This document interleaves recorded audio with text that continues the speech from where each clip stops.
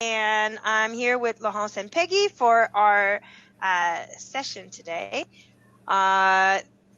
This event, while virtual, is taking place on Turtle Island. Today's session is hosted from Tiotake within the traditional unceded lands of the Kanien'kehá:ka people. Many of our colleagues, including myself, are in Lenapehoking, unceded land of the Lenni Lenape people, and other colleagues live on traditional land of Huron-Wendat, the Seneca, and the Mississaugas of the Credit. We recognize and respect these nations as the traditional stewards of the lands now called Montreal, Philadelphia, and Toronto. Our speakers for this session are Peggy Killeen and Laurence Morel. Peggy, CFRE, is a senior consultant for PG Growth, Canada's premier fundraising consulting firm focused on building capacity for charitable organizations through planned giving. She has served as a director on the boards of both the Canadian Association of Gift Planners, the CAGP, and the CAGP Foundation, and works part-time for the CAGP Foundation as its development director. In 2020, she was given the Friend of CAGP Award in recognition of her significant contribution to the advancement of strategic charitable giving, both on a local and national scale.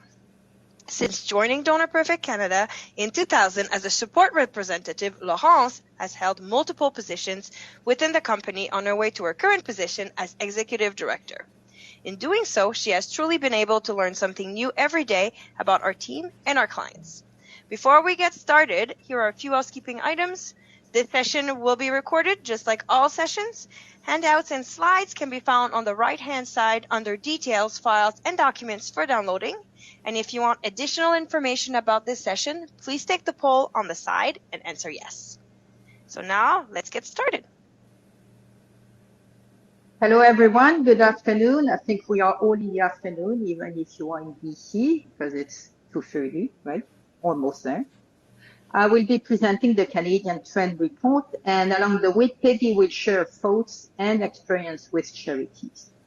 The data we're going to use in that report is based on a study conducted by Donor Perfect on its Canadian clients. The study follows 750 organizations between 2019 and 2022, specifically looking at total gift, average gift size, median gift size across each year. This data is corroborated by Canadian tax filing reported in the 2023 Giving Report, surveying 3,000 Canadian charities produced by Canada Helps and Environics Analytics. So now let's dive in. As you might have noticed, like CBC News, I don't think they're the only one, the cost of living increased, and it's increasing at its fastest pace since 40 years. In general, Canadians are seeing higher prices for food, shelter, health, energy, transportation, in that descending order. So what are the main causes of this high inflation rate?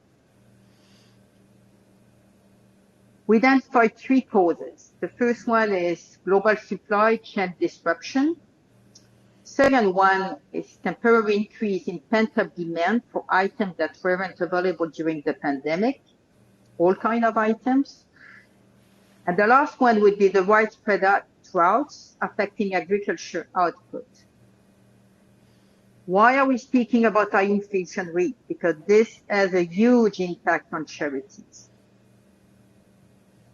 The Giving Report showed that high inflation caused by the pandemic has intensified long-standing threats to the charitable sector in Canada.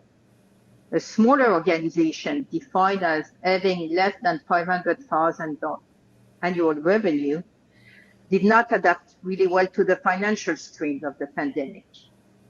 Larger organizations were in a better position, and if we take a small organization, they showed a higher decrease in profit margins since 2019, 8% compared to 4% for larger organizations. And I think, Peggy, you wanted to outline the situation for the smaller organization. Yes, I just wanted to say that I think that one of the things we noticed right away at the beginning was that smaller organizations may have been relying more on in-person events. And the pandemic really hit them hard.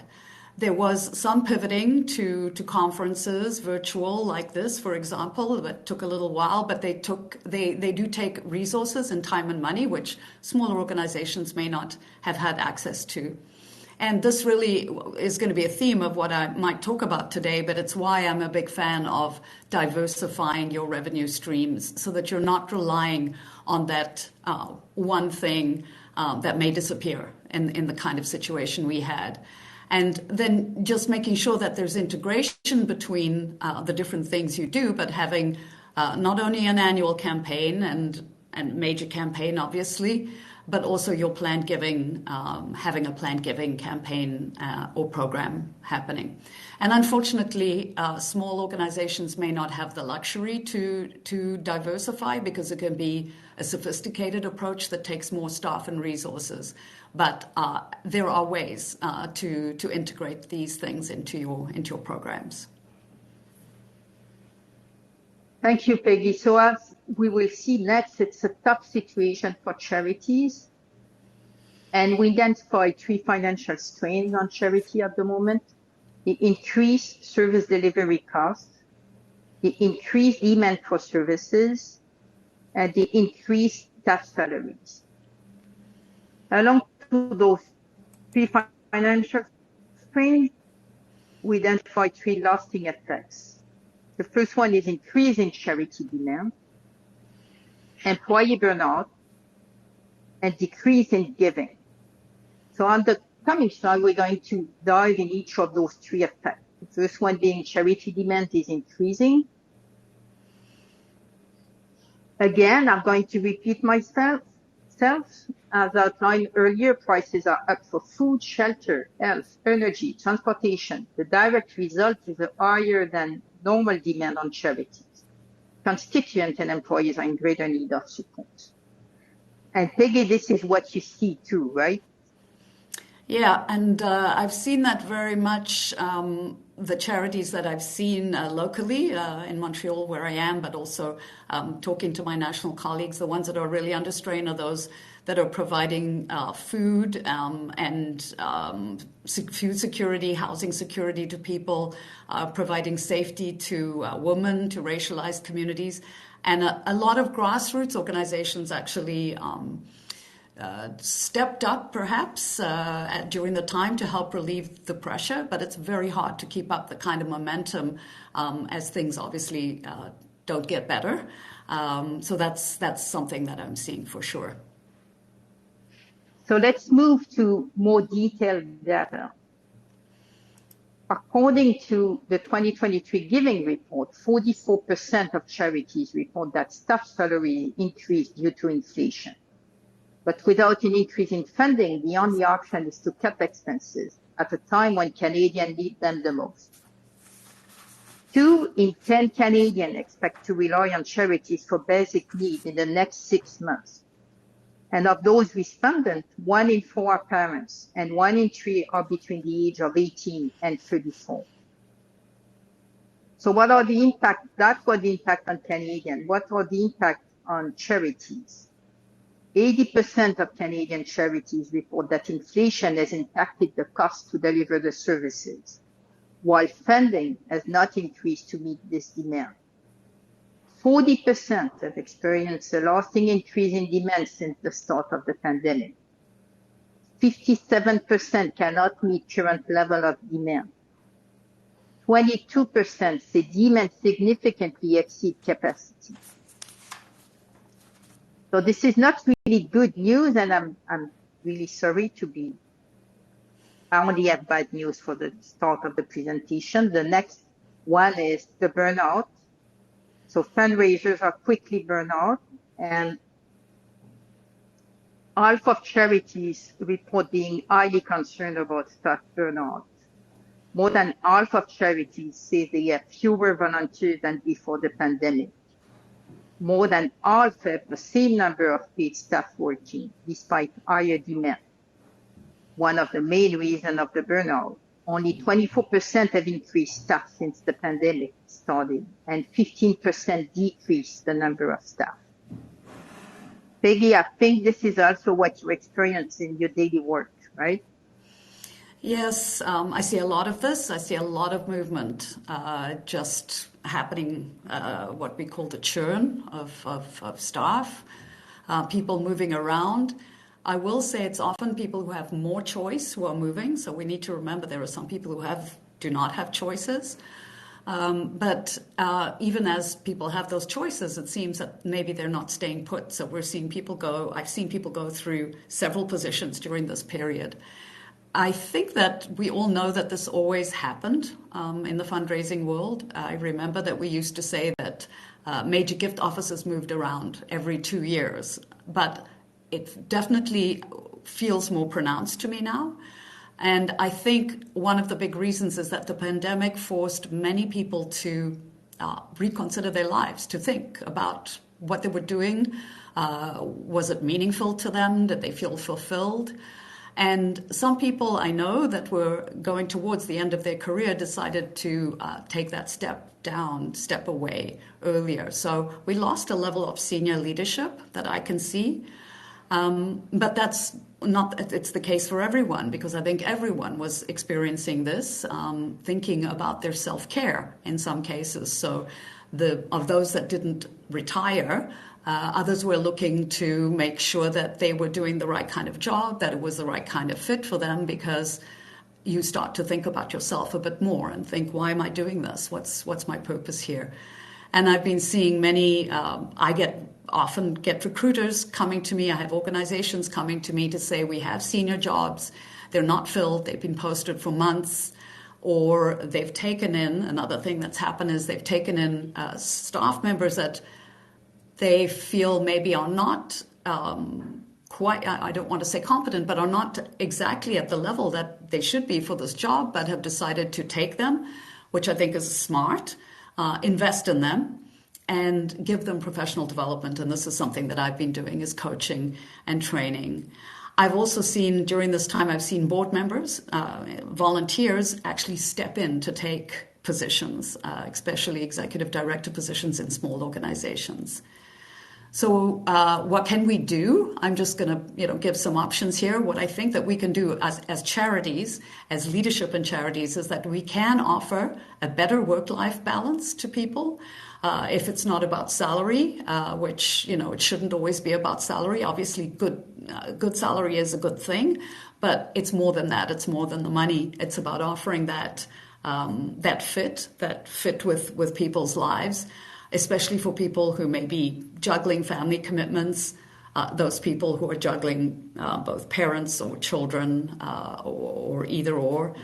What we can do is we can also offer a culture that gives support to people, not one that assumes that you're just going to take on more and more work without burning out. And I do think, I'll go back to professional development, I think there is a need to offer people professional development. It should be offered to your staff. They should be encouraged to learn about things, feel that what they're learning is something that they can use in the organization. There should be encouragement of coaching, mentoring of less experienced staff for more senior positions as they step up to fill the gap. And the smart organizations are the ones who do that. Finally, I want to say that the volunteer situation probably affects smaller charities even more, since losing volunteers may affect their day-to-day work. They're using volunteers to actually fulfill essential positions, and that's a double whammy. That's it. Thank you, Peggy. So to recap up to now, demand is increasing, burnout is on the rise, and giving is declining.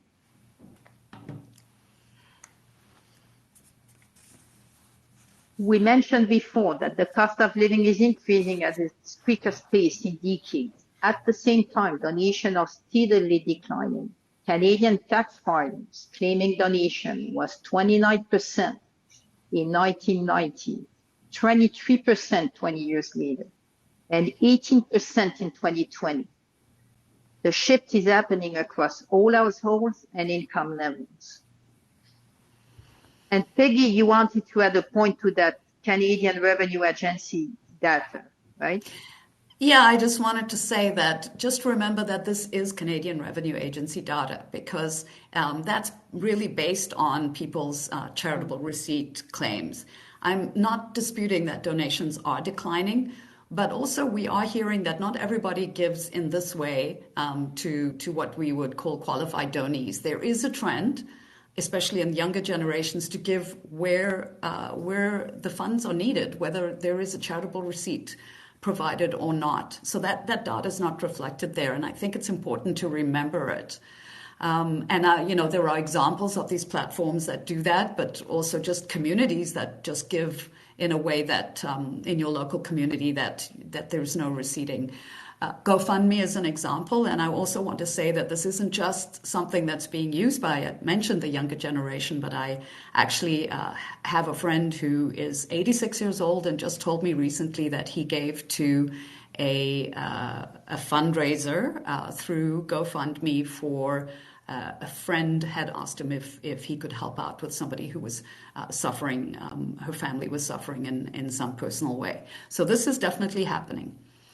And then the other thing that's not shown here is that there's also an ongoing shift of major donors taking up a higher percentage of the funds that are being given to charities. So we really need to keep this on our radar. And when you look at the giving report that Laurence mentioned earlier, the percentage that is in that report is 27% is funds that are coming from major donors. From the total percentage that charities are getting. Besides there being fewer giving households, which is what we would call this giving trend, declining giving trend, we also know that wealth is more and more being concentrated in fewer hands.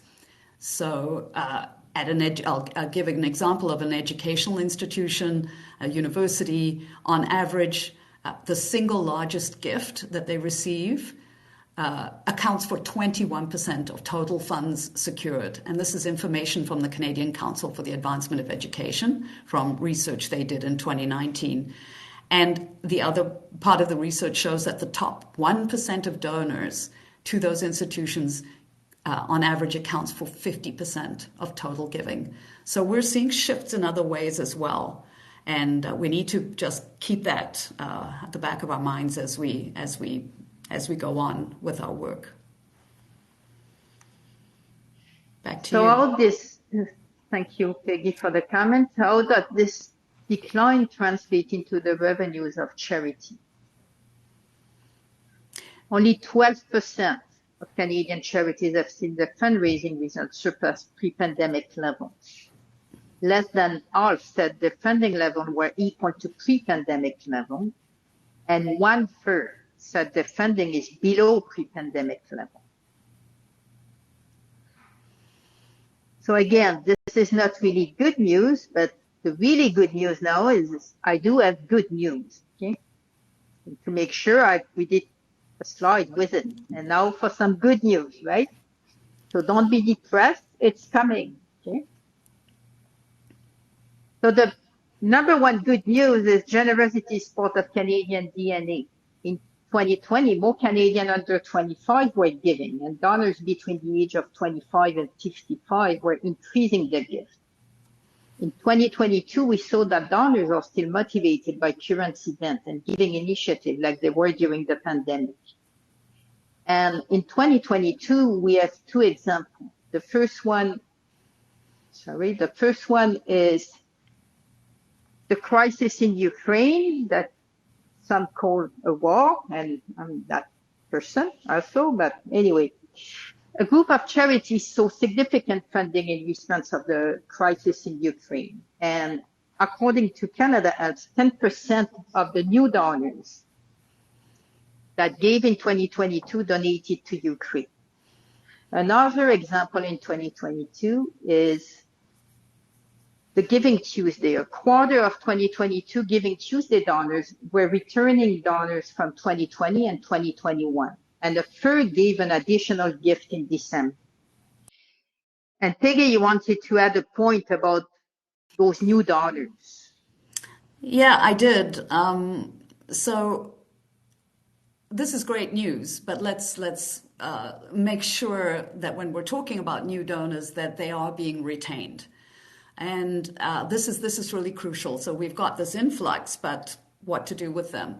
And a 2022 report that came in from the AFP, from the Association of Fundraising Professionals, says that the average new donor retention rate for organizations was 19.3%, according to their research. So just to put that into reality, imagine a company in the private sector having a 70 to 80% loss of customers or clients. When they had got a new client, 70 to 80% of them did not return. So the question that I put out to us in the sector and to you as people working within charities is, why are we focusing so much energy on getting new donors when we're losing them as fast as we get them a lot of the time? And many of you probably know this, but it also, by industry standards, we know that it costs about 5 times more to acquire a new donor than it does to retain one. We also know that if those first-time donors come back, even if they just come back one more time, they're much more likely to become recurring donors. And the same AFP study said that the repeat donor retention rate was 59.6%. So if you get the second gift, then you're well on your way to the third gift and the fourth one. And according to a study that's by Donor Perfect, a donor who stays with an organization for 10 years gives 6 times as much as a donor who stays for 2.5 years. So donor retention is absolutely key, and I'll say a bit more about that later. Thank you, Peggy. So planning is key, and if you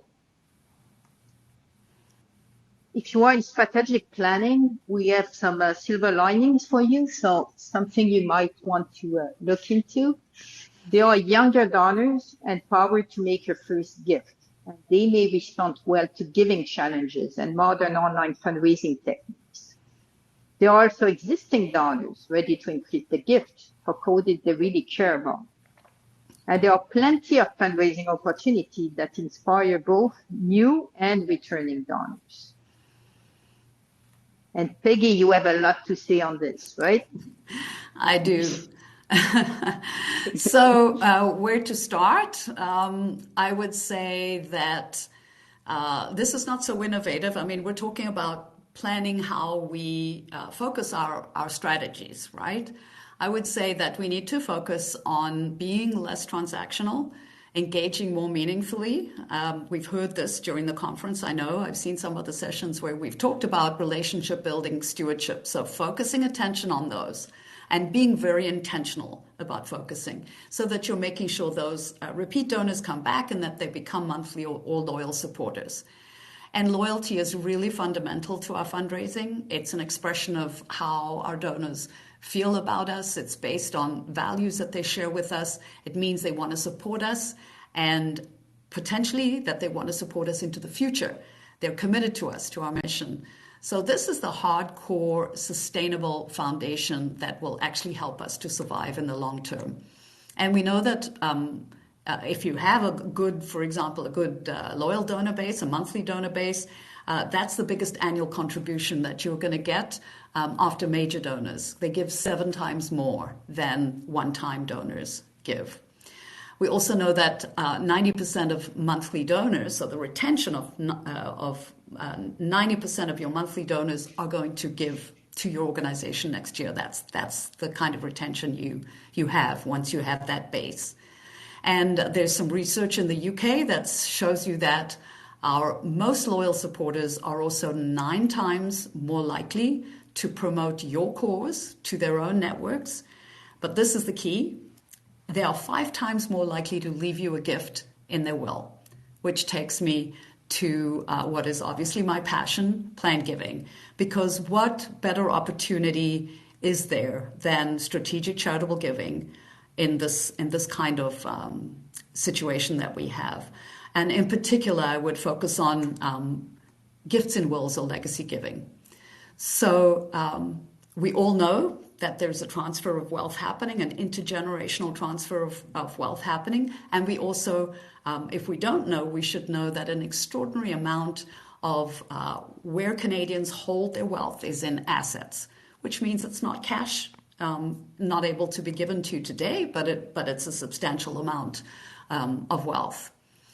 What else? We also know that there is in Canada that there is an untapped potential. So anybody who has been involved with or has been partnering with or following the CAGP Foundation's Willpower campaign will know that we've now moved in the last couple of years since we launched the campaign from seeing an increase of Canadians who've left a gift in their will to charity.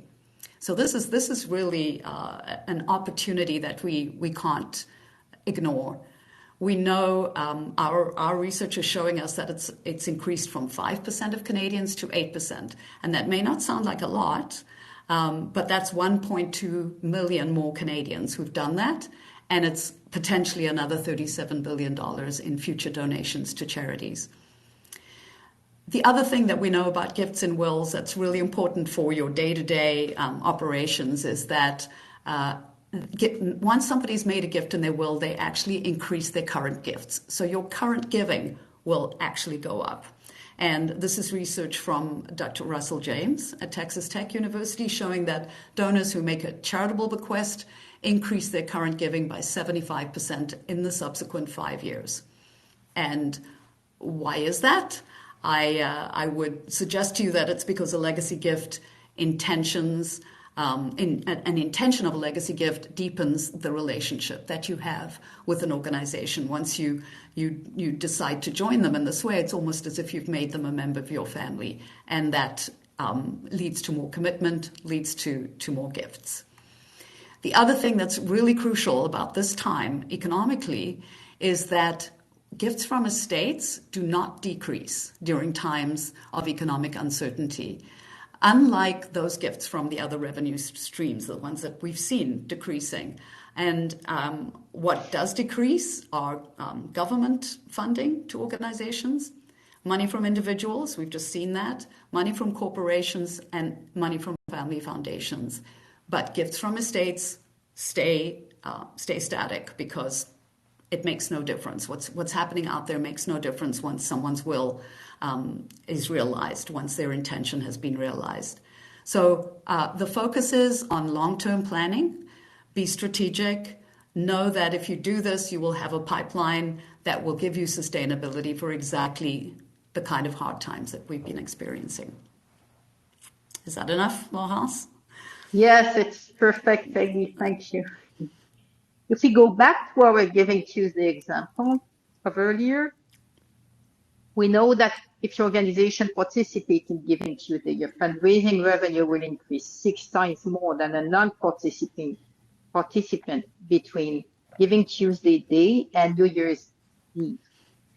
But you need to put in place a strategic plan. You need to relate to those donors. You need to reach out to them, like we saw in a lot of sessions during those 2 days at the conference.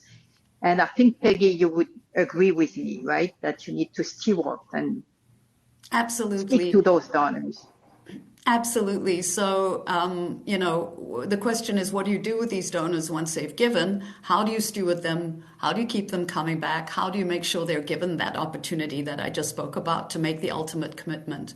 And I think it's really all about making sure that donor stewardship, the building of relationships, is understood within your organization to be a key component of what you do. It's just as important, if not more important, I would suggest more important than another communications campaign to acquire more donors. I think the focus on retaining those donors should have resources put into it. Everybody needs to understand why it's important. It's the same when it comes to generating leads, as we call them, for planned giving. You can generate hundreds of leads through communication. You can have people say, well, I'm interested, but if you don't have the resources to actually start building relationships with those people, those leads will just fall to the wayside. They will shrivel up and have not been watered in any way, if I use the analogy of a plant.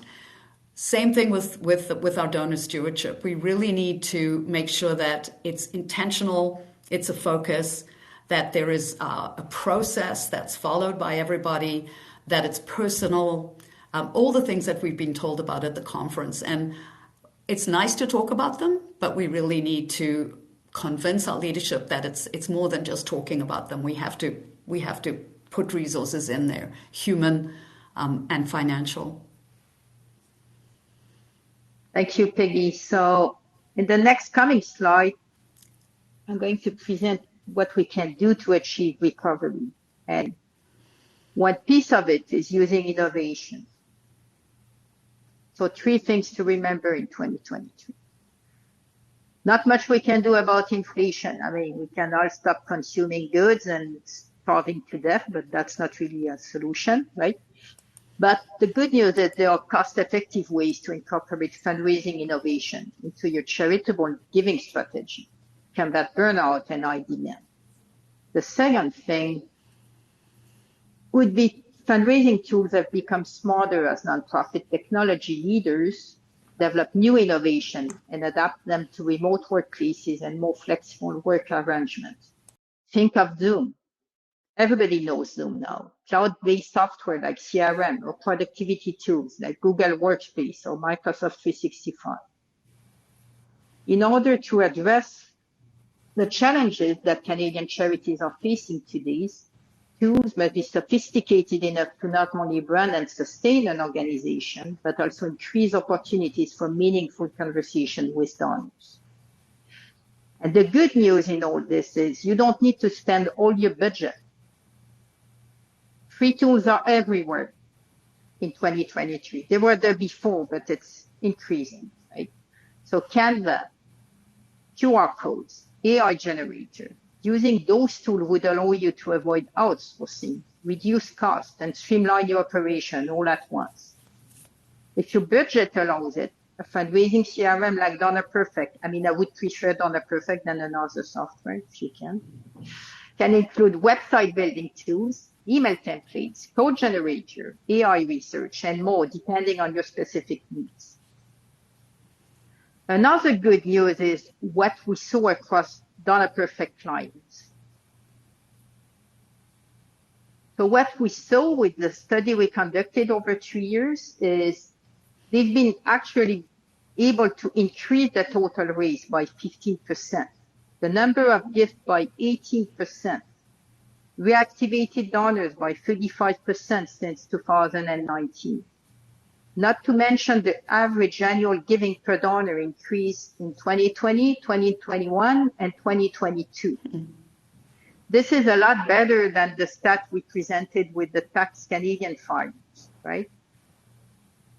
So what we think is your nonprofit software should be easy to learn and use, automate your operational tasks, maintain strong digital partnership, and integrate with the most recent tools. And Peggy, as a user of DonorPerfect and other CRM, I suppose you wanted to add something on this, right? I did, because I think having a good database and the key is what you said, they're easy to learn and use. Having a database that is easy to learn and use, especially with the turnover that we have, can make all the difference to what you can do when it comes to your relationship building, your stewardship, your donor retention, tracking those loyal donors, tracking your legacy interests, your legacy intentions and commitments. So if people know how to do it, and it's not difficult, they will put that data in. And having that data is obviously going to help you down the road. It's not going to help you if you have a turnover in staff and that person had everything in their head in terms of the kind of relationships they were having, or they just weren't weren't tracking it properly. So your staff, your team members will put data in if it's easy to do, and if there are processes that are clearly marked for them and clearly described. And not confusing, just something that becomes just a way of life and something you have to do. Good. So in conclusion, high inflation, high charitable demand, declining revenue, you need to be really careful when investing in technology. Software needs to provide access to innovative tools, but also automates fundraising operation. This combination ensures both productivity to reduce costs and creativity to maximize giving. So that would be the end of the first Canadian TRED report ever. Sarah, do we have any question in the queue or chat or? Well, one questions came in pretty early when you were talking about burnout is, do you have any advice on how to find fundraisers beyond offering them, professional development once you've found them?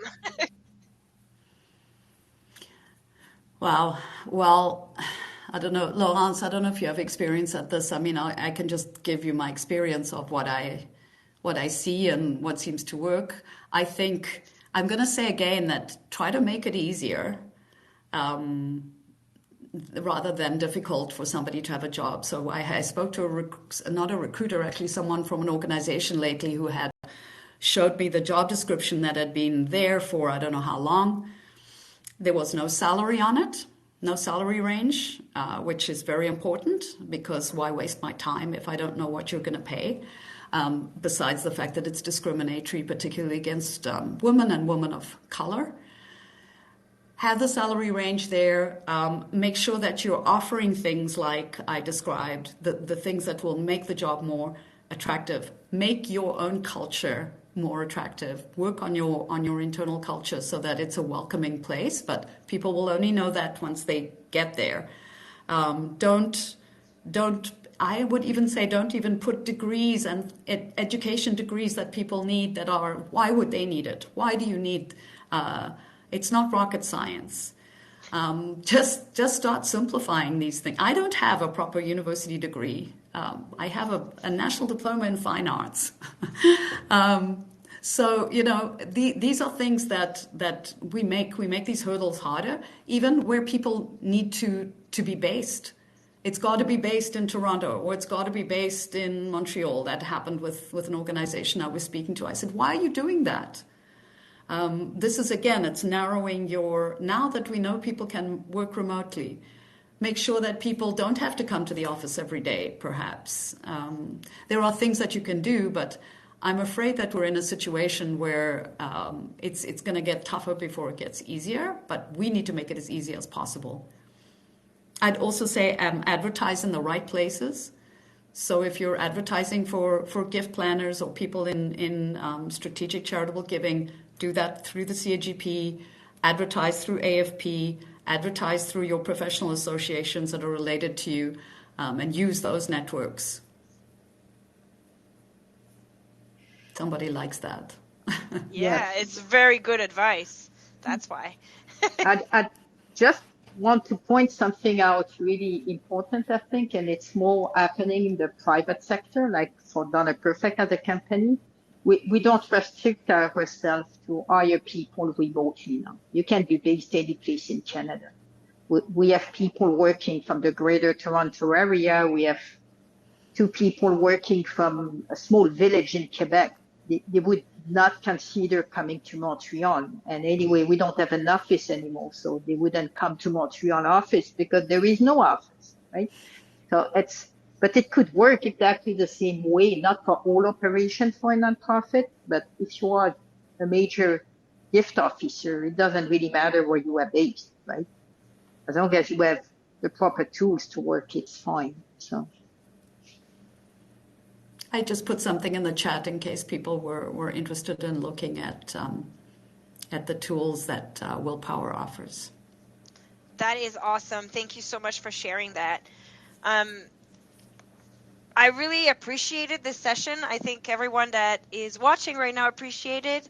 I think that it's a very important session. It's not, like you said, didn't start with good news, but at least there was some good news in there, and there was some solutions offered and some tips and tricks. So thank you.